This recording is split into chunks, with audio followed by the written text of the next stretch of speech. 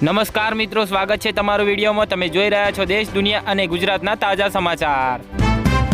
રાજુલામાં આહિર સમાજનો મહત્વનો નિર્ણય જોવા મળ્યો। આર્થિક બોજ ઘટાડવા સગાઈમાં સોના ચાંદીની મર્યાદા નક્કી કરવામાં આવી।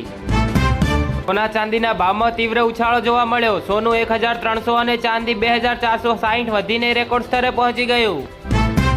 દિલ્હીના ઘટના બાદ ગુજરાતમાં હાઈ એલર્ટ। અમદાવાદ, ગાંધીનગર સહિત રાજ્યભરના શહેરોમાં પોલીસનું સઘન ચેકિંગ કરવામાં આવ્યું।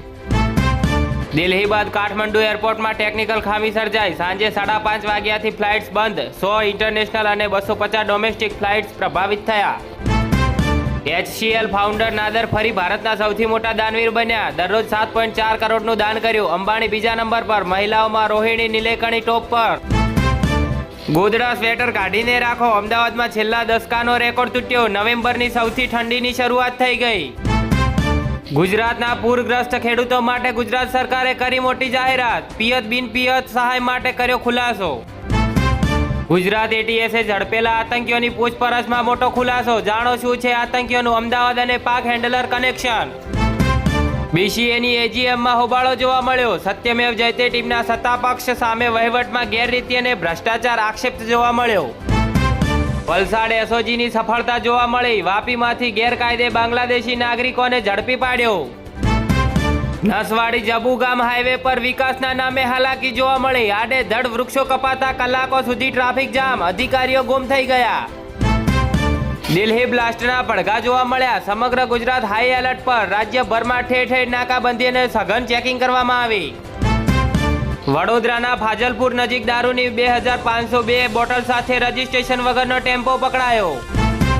ગુજરાતમાં SIR ને કારણે ધારાસભ્ય રાજકીય પક્ષો ડર્યા। પાતળી સરસાઈ ધરાવતી બેઠકો પર મતોની સંખ્યામાં ઉલટફેર થશે।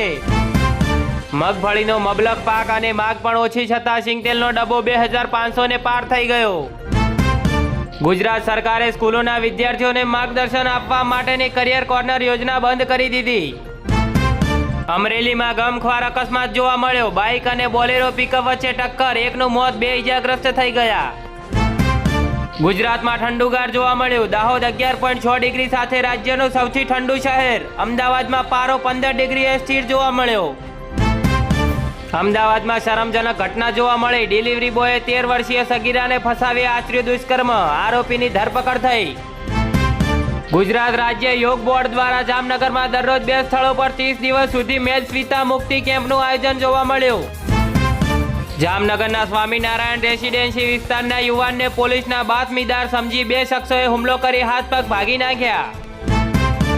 જામનગરના દિગ્વિજય પ્લોટ વિસ્તારમાં રહેણાંક મકાનમાંથી ઇંગ્લિશ દારૂ પકડાયો।